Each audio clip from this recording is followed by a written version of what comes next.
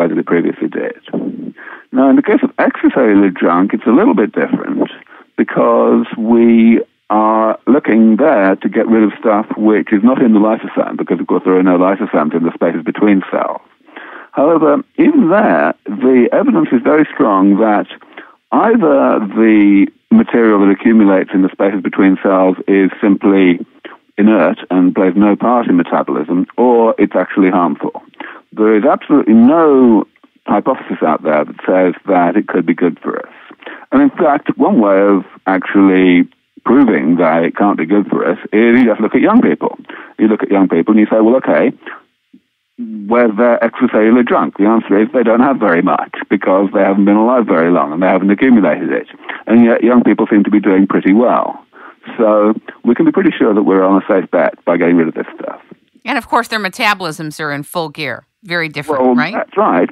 That's right. So they're creating damage of all these various types. It's just that the damage has not reached a level of abundance that's bad for them. Very interesting. What about mitochondrial mutations, and what do you think about the powerhouse of the energy body, the mitochondria?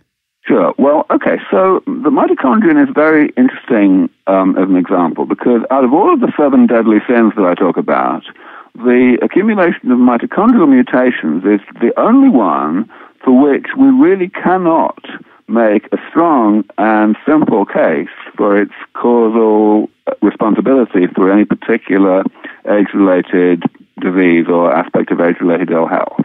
There are a whole bunch of hypotheses out there for how mitochondrial mutations may contribute to various aspects of age-related ill health, but none of them is really open and shut at this point, the way that we can argue for each of the other 6 types of damage that accumulate. However, the evidence is, as I say, circumstantial. There is circumstantial evidence that this stuff that these mutations are bad for you. And of course, if we say, well, okay, we don't know that they're bad for you, therefore let's just forget about them for the moment, then, we'd feel pretty stupid if we fixed everything else and we kept on dying on schedule because of the mitochondrial mutations when we could have spent our time getting on and fixing that problem as well. So I'm very much in favor of going after them as well, going after everything that might be a problem, not just sticking with the things that we know are a problem. Have you ever met anybody like you?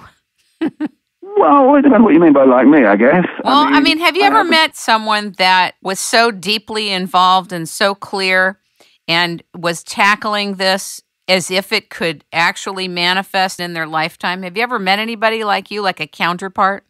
Yeah, absolutely. I have, by virtue of having carved out a role for myself as some kind of figurehead in this field, I have the good fortune to meet a lot of people all the time who look to me as a sort of, inspiration and spiritual leader, so to speak. But many of those people are just as committed, just as talented, just as, just like me in that sort of way. Do you consider yourself a spiritual person? I wouldn't exactly say that. I'm a practical person more, I'd say. I'm a first things first sort of guy. I think more in terms of the fact that I know I don't want to get sick. I know that if I don't do anything, the chances are good that I will get sick sometime in the distant future. I'd like to do something about that. And I'd like to do something about that for other people as well as for myself. What do you think of the calorie restriction, emphasis on maintaining longevity until we're able to reach the 25 years that you're going to need? Yeah, I'm pretty pessimistic about calorie restriction. Let's talk about it. Yeah, sure. Clearly, calorie restriction is a regime that works pretty well if you have the good fortune to be a mouse or a rat, or it can extend your life by maybe 30 or 40%, and that's all very well. That's wonderful.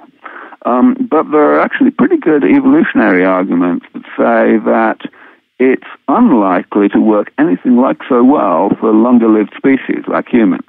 And actually, if we look at the evidence that we have, the actual data, granted that the data is really pretty much anecdotal, but nevertheless, if we look at what we do have, we can say that it looks pretty bad. It looks as though calorie restriction may certainly not be completely useless. It may give some benefit to humans, but the benefit will be very, very much smaller than what we have for the model organisms that have been studied in the laboratory. I'm not terribly I'm not terribly optimistic about that. I don't in any way discourage people from doing calorie restriction if they find that it doesn't greatly diminish their quality of life. I think that it's clearly pretty good for you in terms of health if you do it right, if you do it, in accordance with the best information that's available today. But in terms of actually thinking that it's going to give you maybe 20 years of additional life, I think that the overwhelming evidence is against that. Have you ever had opponents in the population control arena tell you that they wish you wouldn't do what you're doing? Oh, sure. I mean, clearly the concept of, people not dying of aging anymore scares a lot of people because they think, well, that means people won't die at all anymore, or at least not nearly in the numbers that they do today, and that will cause a terrible problem of overpopulation.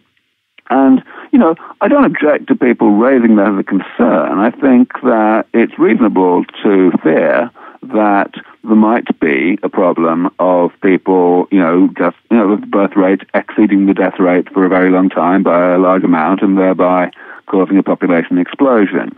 But I think we have to be very, very careful in terms of what we do with that fear, how we respond to that fear. There are two things I really want to say about this. The first one is, let's remember that the change in the demographics, the change in how many people there are going to be around, is going to be very slow. People, after all, are going to only carry on getting older at 1 year per year. There won't be any 1,000-year-old people for another 900 years, whatever happens. And other technological changes happening at the same time. Lots and lots of it. Lots and lots of it.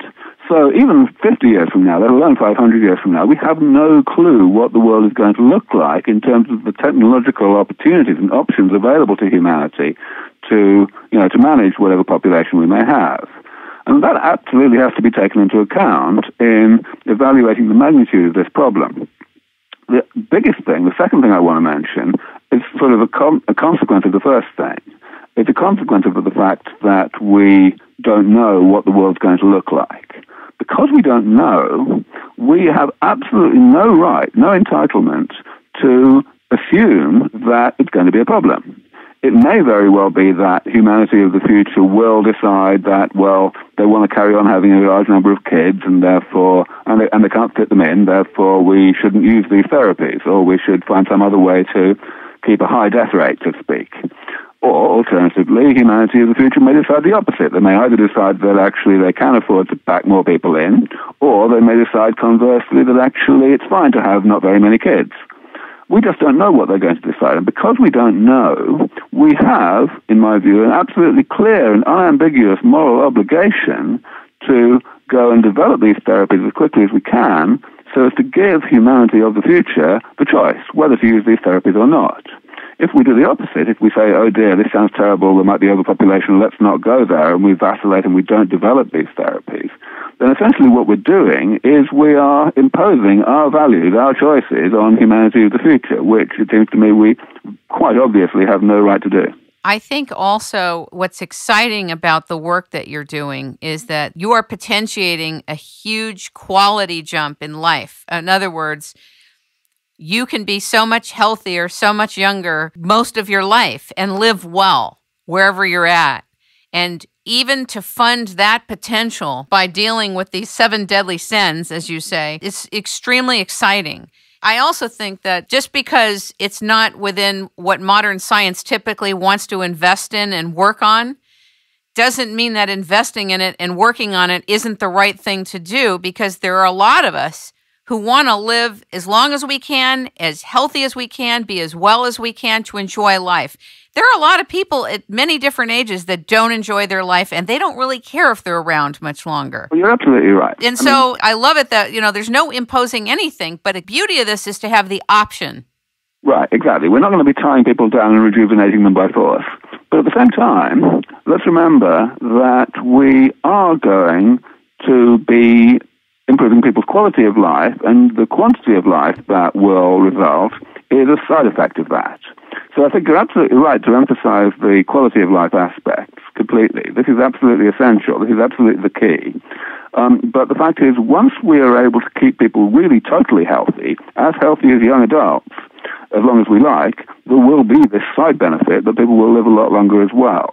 And I think that's a good thing. I think that it is absolutely wrong to do what a lot of people do and say, well, there's this sort of trade-off between quality and quantity. today there's a trade-off, that's for sure. There are many things that people like to do that they know shorten their lives, and they do it anyway.